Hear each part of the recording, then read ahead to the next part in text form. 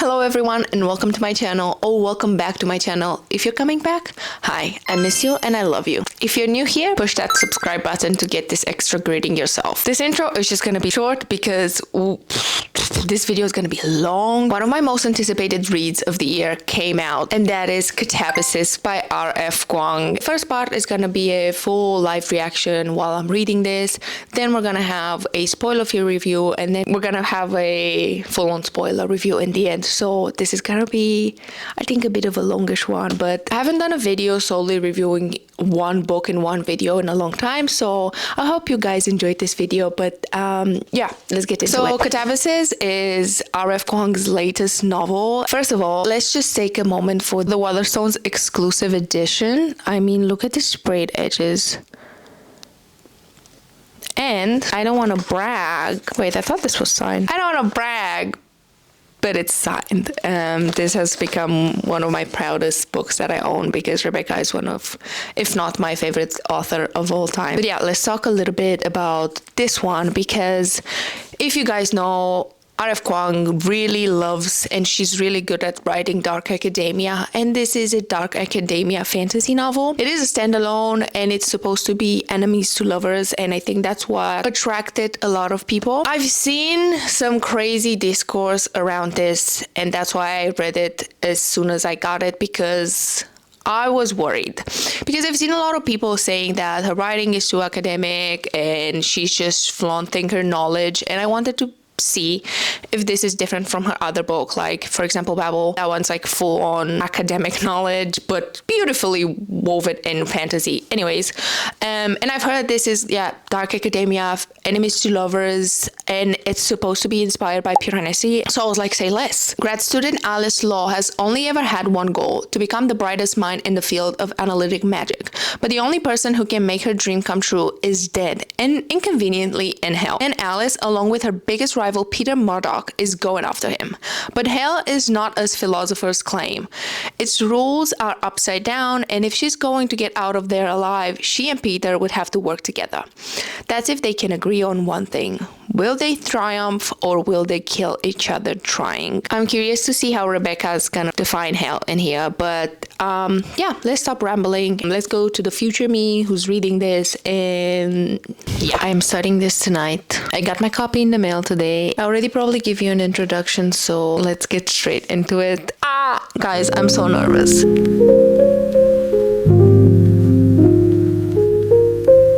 The first chapter is so unhinged. We are thrown straight into action, which I feel like it's not what happens usually with RF Kuang's books. I feel like you get like big, massive introductions into the world and descriptions of the world before we get into the action usually with her books, and I feel like now we're just thrown in the middle of the action. We get introduced to Alice and Peter studying analytical magic, and their professor just died through combustion because a spell went wrong. No one knows, but it was actually Alice's fault.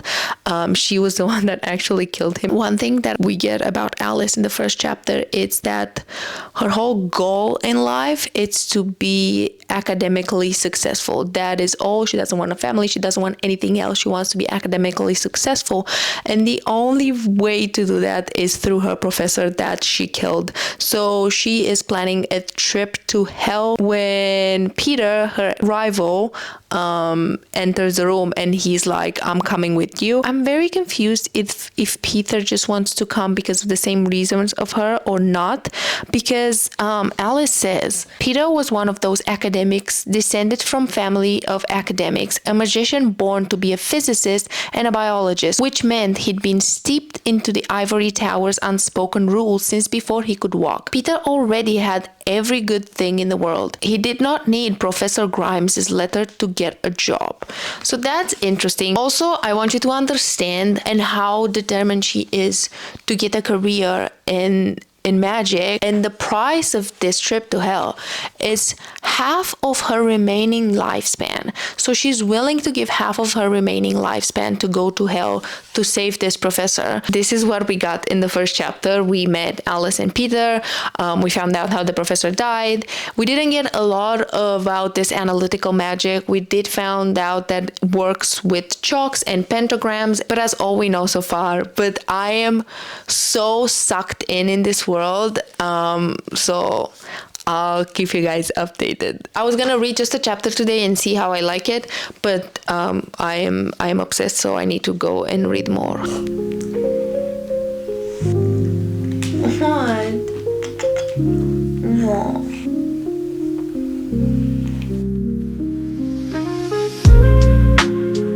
I'm 50 pages in, and what I could say for certainty is that Alice is not a great person and she would do anything to get to her goals, but it doesn't surprise me because Professor Grimes is not a great person. He apparently killed people and he doesn't care about it. What I find super interesting is, okay, hello, yes, there is a character that's a cat in there, so can I talk to my, yes, okay, yeah, good job, okay, can you sit down? Yeah. So I feel like Rebecca did a great job of adding references from different religions, different mythologies, and philosophical texts to create her own version of hell, because it's very interesting. There's these 8 dimensions of hell, and she does citate Dante a lot, but a lot of other works, and I find it so interesting. That's what I love about Rebecca's writing. Hi guys, it's the next day and I can tell I like a book by how excited I am to read. Like I woke up, I had to do some chores and all I could think of was getting back to the book.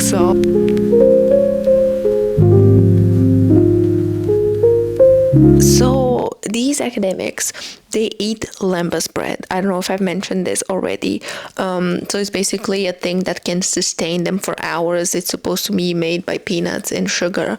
But it got me thinking if it's in any way related to Tolkien's lembas bread. I don't know if you guys know, but Tolkien's lembas bread was widely interpreted as a symbol for Eucharist, which is a thin wafer which sustains the good and repels the evil on a great journey in the Catholic religion. So the Eucharist is our spiritual food, giving us the sustenance for our journey through this world. In Tolkien, it's supposed to be this journey bread that gives you the ability to have strength and keep the evil away.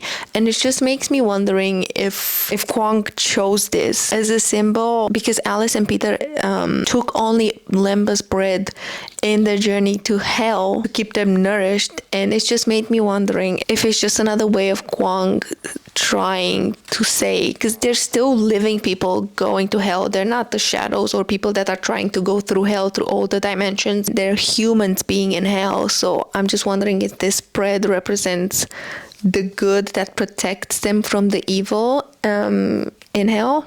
I don't know. I'm really invested in this. This has been the first book in a very long time that really captured my attention. Like lately I've been having problem with my attention span and just kept going back to my phone when I was reading, like every couple of pages, like it was that bad. This one keeps me invested without having a problem. So I don't understand the discourse, and I've seen a lot of people saying RF Kuang makes her books too academic and she dumps too much theoretical information, but I strongly disagree. Especially with Katabasis, I think she's done a great job of implementing very interesting real concepts into fantasy. The book is structured in a way where you get chapters of the present action, and then you get these little chapters on, for example, this one is on reincarnation or on chalk, which we all know is like the thing that powers the analytical magic, and it kind of goes like back and forth in the action. And this, I was expecting this to take me out from the storyline and just disrupt my reading process, but I think it's doing the opposite because it does offer information on everything that I've read without me having to go to Google, and it just explains some stuff in here. So I find them super useful. I would find them more disruptive if they weren't there, because I would have to go maybe, and because I'm the type of person that really likes to learn about the stuff, and when I find something in here that I'm like, what is this?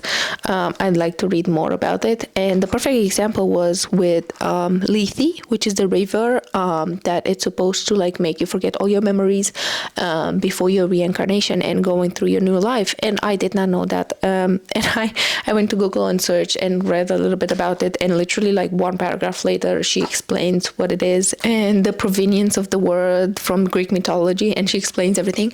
And I love this because she introduces you new concepts. She intertwines them into the fantasy without leaving you clueless. So I think this is like the magic of RF Kuang. This type of literature is priceless and I am loving it. I can't tell you yet because I think he'll give the plot away. But it's really interesting because I'm at page 172 and just now the author started describing a male protagonist, like his physical traits, which I found so interesting. And I was wondering if Rebecca's gonna end up describing the characters at all. I was like, is she doing this intentionally? But she did do it, and then we're almost halfway into the novel. And I do have a theory on why this is it, but I'll tell you guys later when we're reviewing it because I don't want to give it away. And the other thing, this whole book feels like a puzzle. I don't know. I feel like there would be a better word to describe it, that you keep getting clues, but they're very, very crummy clues. Like it's very little and you get a new piece of information and it's very confusing, but very interesting. And it feels like they're kind of separate stories, but that stories that will come together at the, I don't know how to explain it. It's so fun to read.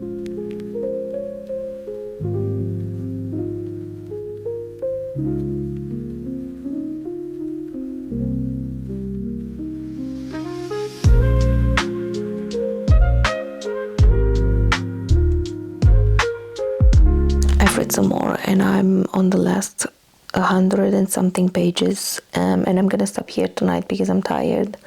I stopped at the great spot in my opinion. I can't tell you because I don't want to spoil it for you, and also I haven't updated you guys because it's a hard book to react to without spoiling it. It's just about the journey and stuff that I can't give away for you. I don't know how this is gonna end, and I am so excited to see how this will make me feel in the end. But we'll see that tomorrow. It's the next day, and we are entering the last 100 pages of Katabasis. Strap on, we're going on an adventure.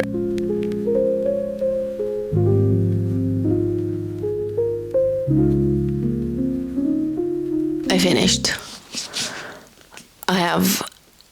My mind is racing like 1,000 miles per hour and I have 1,000 thoughts about this. I need to sit and think about it, and I think I'm just still in shock and so much has happened that I need to sleep on it and just give you a full opinion after.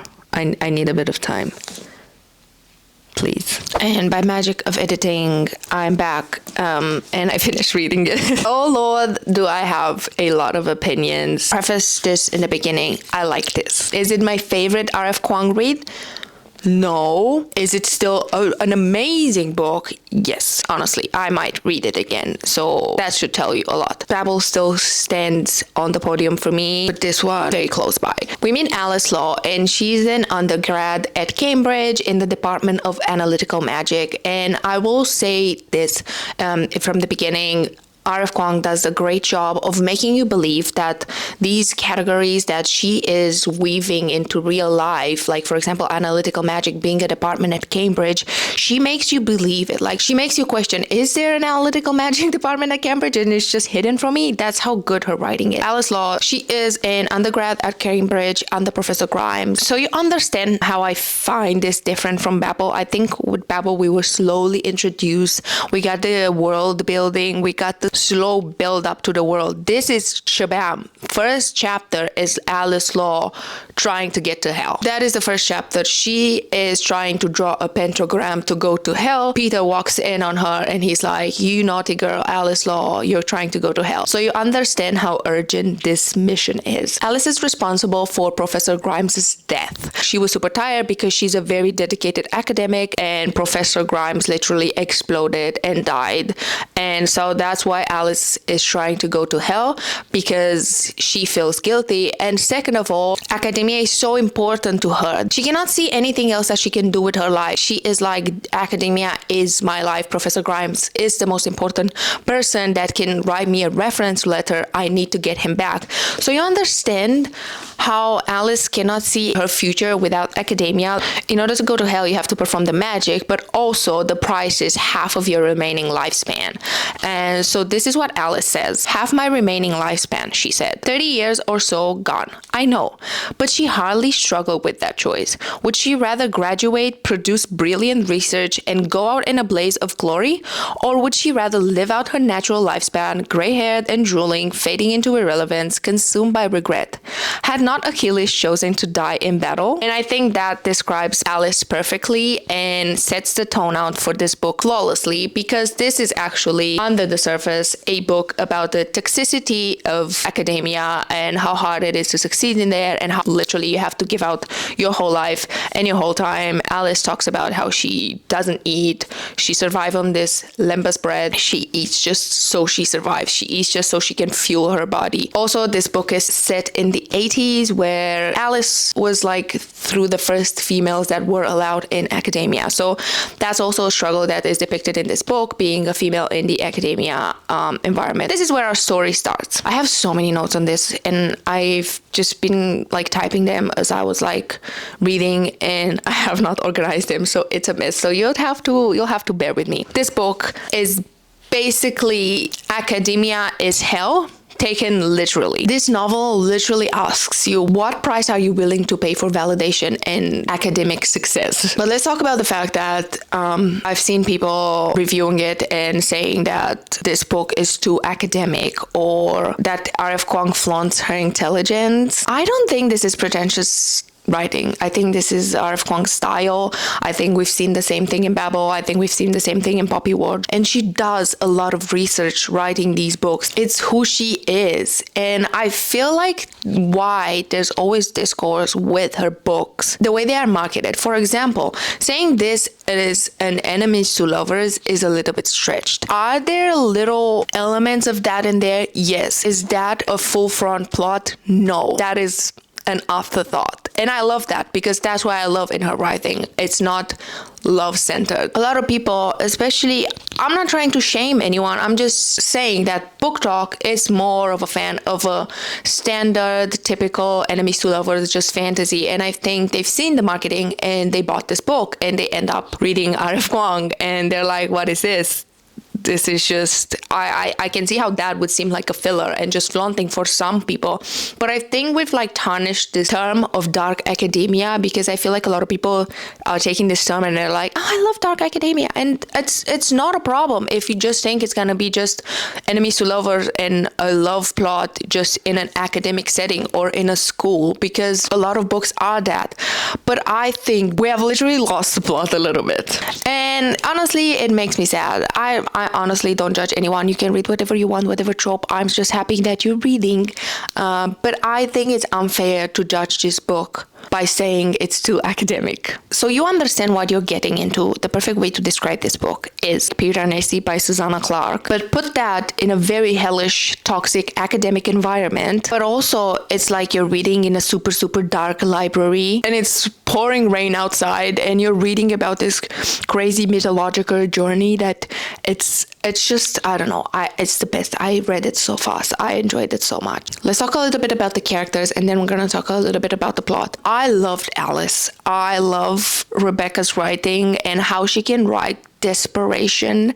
Like you can smell it from a mile away. Alice is the perfect representation. She is in despair and it's crazy how you can feel like her decisions were insane. She literally was going to hell to get a recommendation and I was like relating to her because I could see how hard she worked and how much she struggled for years and how hard was to keep that spot, that I understood why she made that decision. But Peter for me was a little bit of a miss. I can't tell you much about it, I think, without spoiling it, but I think we didn't get enough in order to connect with him. And I think I'll have to explain this more in the full-on spoiler one. So if you've read the book, we can talk about it there. But if you haven't read the book, I think it's best that you experience this yourself and you can form your own opinion about Peter. I think Peter is sweet, but it's not as developed as Alice.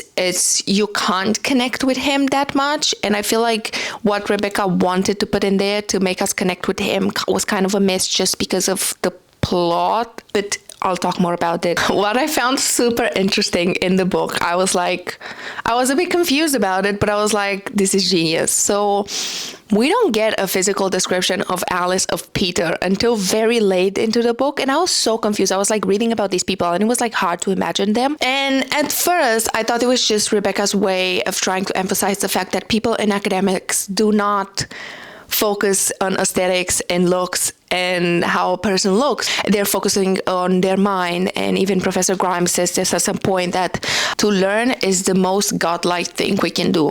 And so, as Aristotle says, we ought to be pro-immortal and go to all the length to live a life in accord to our supreme element. The life of the mind is all there is. Anything else is degeneracy, is bodily, is filth. So we can clearly see that these people are very focused on the mind and the ethereal of just becoming this entity that is just knowledge. So I thought this was why Rebecca didn't describe them. But later in the book, we did get descriptions of them. And I was like, oh, wait a second. I think she was just trying to emphasize the urgency of going through hell and the mess that was in Alice's head while this was going on. Like, I don't have time to describe you this person. I don't have time to tell you how I look. I need to go to hell. I need to save my professor. So I think it's just emphasize that urgency of going to hell and finding him and how difficult that was. But also it does tell us something about Alice that we find out later in the book, that it was just, oh, Rebecca, you're the queen of Easter eggs. I was just like, God damn it, this is amazing. I love there's so many little hidden things in there that is just, they're amazing. I found so cool how Rebecca pulled information from so many different religions and so many different descriptions and writings of hell and combine everything to build this crazy world that you get just sucked in immediately. There's hell, but there's also Lord Yama. There's also the Lethe River from Greek mythology. The cultural and religious smash-up is insane, and I think it's so sucky that people blame her for putting so much information in here, where I cannot imagine how long it would take to do all the research and to try and weave it in a book where it makes sense. And it isn't, I don't know. For me, this is what I love about her books, but let's move on. There are like two things that I didn't like about this book. And one, it's a major plot decision that Rebecca made around page 300 or maybe later, I don't remember exactly. I get why she made this decision. Because she made this decision, the ending had a different impact. But I think it took a lot from the story, and it took a lot from the emotional build-up that we could have had. And the other thing that I was just, I'm not going to say a lot about this, but I just didn't like the evil characters. I'm going to talk a lot more about them in the spoiler part of this review. But I think the evil characters were a little bit silly. I don't know if that was intentional or not. I think this is all I can tell you without spoiling the book for you. I would really recommend you picking this up. If you want a different read, the love story of the book is not a central plot, it's an afterthought. It does drive the plot forward, but it's not a central point. I would have not considered this an enemies to lover if you asked me. If you want a different fantasy and something that will take you on a crazy journey and at the same time teach you stuff, I think you should definitely pick up this. I will tell you that if you are not a fan of Babel, stay away of Katabasis because it's very similar. I do think this one is actually lighter than Babel. I think the academic references are not as many, and I think it is easier to read, and I think it's just easier to go through the plot and to go through the story. So yeah, I think this one is a little bit easier to read. Like if you want to get into this type of reading and Rebecca in general, I think this would be a great start after Yellowface. But Yellowface is completely different from all of her other work. We're gonna move on to the spoiler part of this review. So you have been warned from here now on, there are gonna be spoilers. So maybe if you read this book, let's take this part of a little, let's talk in the comments. And I'm curious to see if you agree with me or if you disagree. I'm happy to talk about it in the comments and just discuss it more, because I've been obsessed with this book, and so far none of my friends have read it, so I didn't have anyone that I could talk to about this. The only person I talked to was my boyfriend, and he was kind of like, don't tell me more, because I kind of want to read this book, which says a lot. If I can get my boyfriend to read a fantasy book, it says a lot about how good this book is. We can talk more about the hell and the descriptions of hell. Alice and Peter get to hell, and they are surrounded by academics as well. All of these people that have died are academics as well. And every circle of hell, it's just a distorted version of some academic struggle. But I think RF Kuang was trying to say that hell is personalized. For Alice and all of these other academics that are trapped in hell, the deepest form of torment is just being stuck forever in the pressure and hierarchies and just failure of academia. Every circle is represented by some form of academic trial, like from people writing papers under impossible conditions to competing with peers while failure means total annihilation. And at the very end, even the reincarnation element itself depends on producing a dissertation, the ultimate academic trial. And you see these people struggling to write papers and just getting deeper and deeper into the technical part, into the this is not perfect, I have to do more. And it's just, you can see how people are just trapped in this loop. And it's even when Alice meets Gradus and they get into the final circuit of hell, which is the city of Dis, which is so, I feel like she played so much with the words here, which I love. The city of Dis, we all know the right things about this, but also in the city of Dis, people need to write their dissertation, and usually academics shorten the word dissertation to Dis, and I found that so genius. Anyways, and apparently even this city, even if you made it all the way to the last circle of hell and you're so close to crossing the Lethe, this city is built, Gradus says, as they're walking through a bazaar, which is like meant to distract all these academics. The bazaar is built to distract, said Gradus. This is Lord Yama's design. There's a million things to keep a soul from writing, all in the service of making you better at it. Remember that, Alice Law. Hell is a writer's market. This market is filled with things that would improve an academic's writing, and of course, these people, they take knowledge as the ultimate thing that they can learn, and they're like, oh my god, I can learn something and make my dissertation better, and they're just stuck in this endless loop of learning new stuff and thinking they're making their dissertation better, when actually the only person to have ever crossed. You get to meet a lot of other people, and all of them said, I've never witnessed someone crossing, or I've never witnessed someone passing this dissertation, because apparently you're judged by this bigger being, but you don't know what you're being judged on. And the only person to have crossed the Lethe is Gradus, when he helps Alice by doing something other than writing an academic, by showing love and compassion and just showing he improved as a person. And I found that so good. And I think this is the lesson that Alice is trying to learn. Let's talk about the characters. Alice's arc was amazing to me. I feel like we can clearly see how in the beginning she was this person who would never see herself doing anything else than being an academic, and she gave up half of her remaining lifespan to get a letter of recommendation from her professor, which I might add, he is an asshole. He is a total tool, and she used to see him as this divine person who can do no wrong. I feel like Alice struggled throughout this book. It has so many layers, and one of it is actually learning that Professor Grimes is a tool, to the point that after we find out that Professor Grimes literally tattooed Alice with a pentagram of analytical magic that will make her forget nothing, like everything she'd ever experienced from the moment she had that tattoo on, which is very, very frowned upon thing that a magician can do, but they're keeping it a secret. And she's telling Peter about it, and is talking about this experience of like not being able to forget anything, and to the point that she has so much information in her head that things are starting to overlap and she's having trouble focusing on stuff and seeing stuff clearly because there's so much stuff in her head.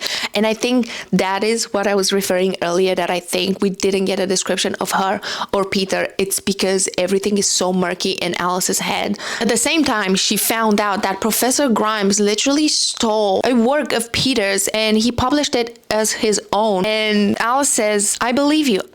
I can't imagine why he would need to do that. He's Grimes, for heaven's sake. He has a million projects going on all the time. He shouldn't have to steal. You're doing it again, said Peter. Doing what? Valorizing him, defending him. You always make him out to be this great, larger-than-life genius. Well, because he was just an asshole, Law. I mean, this is like a core moment for Alice where she kind of breaks and she kind of shows why she's doing this. She says, he's just an asshole, Law. No, he isn't. Her voice hitched. Don't you understand? He can't have been. Otherwise, we let some person jerk us around. I think it's just registering to Alice that Grimes is not this god and she did all these things for just a rando. It's starting to register to her that she sold half of her remaining lifespan for this awful person that did awful things to her and Peter.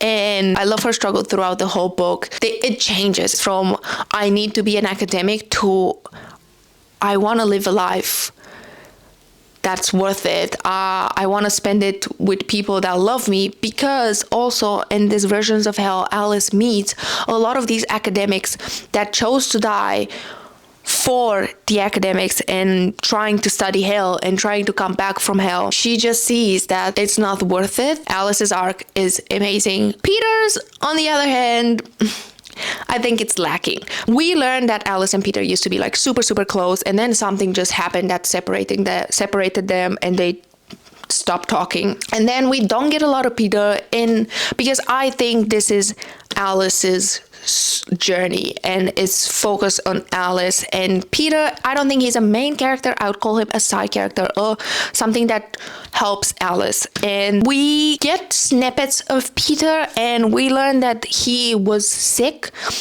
and that's why he kept disappearing from events and not showing up, and people just thought he's just a tortured genius, but he actually was very sick.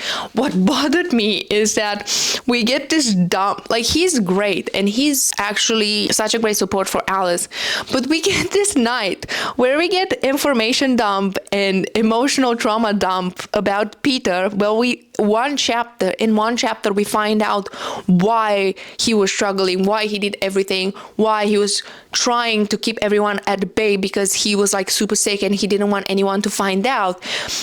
But after we find out something about him that is more than just surface, he gets killed. Literally next chapter, Rebecca kills him.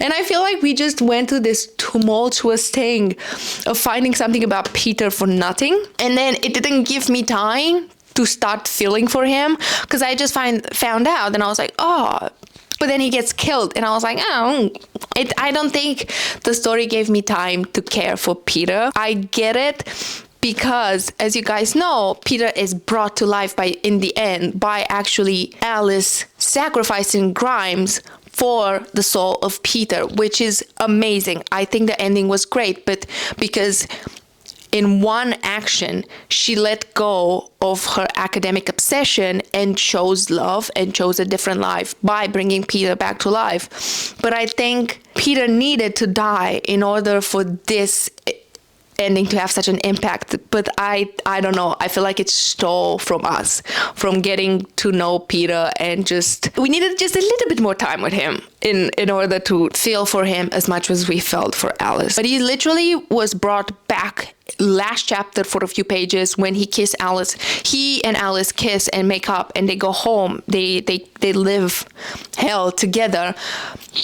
But I think, you know, that's the moment where usually a book makes me cry and I'm like, oh my God, blah, blah, blah. And I didn't feel that because I didn't have time to see this struggled relationship between them, to see them kind of get molded back together and piecing those broken parts of their relationship. I feel like they just trauma dump before Peter dies, and then they go and they act like all those months where they were toxic for each other weren't there anymore just because of trauma dump.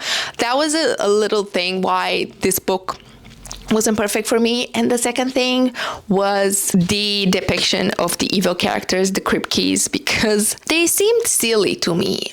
I don't know how to explain it, because in the whole, most of the book, just until the very end, we mostly get descriptions of them from other side characters. We don't meet them, and then we meet them in this final battle where we're supposed to care for them because they choose to literally exit life with their child as well for academic research and for going to hell and trying to leave, and now they're just this evil thing in hell that haunts hell and kills academics. I just imagine this skeletons on fire. I don't even know why I'm putting them on fire. I just thought they were a little bit silly, and it made me, I didn't feel that urgency or that danger when the final showdown was going.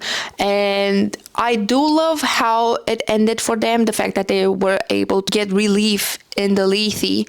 But I don't know, I couldn't take them seriously, and the whole battle with Alice in the end, I found it that it lacked depth a little bit, because I feel like these evil things were not as scary as they're supposed to be. I think that's why this one was not like a perfect book for me. I don't know, there's probably like 100 other things that I have noted down, but I think this is getting super long at this point. But I really want to hear your guys' opinion in the comments, and I really want to talk about this book with someone. Don't hesitate to leave a comment on this video. Please make sure to like and subscribe, and I'll see you guys in the next one. Bye!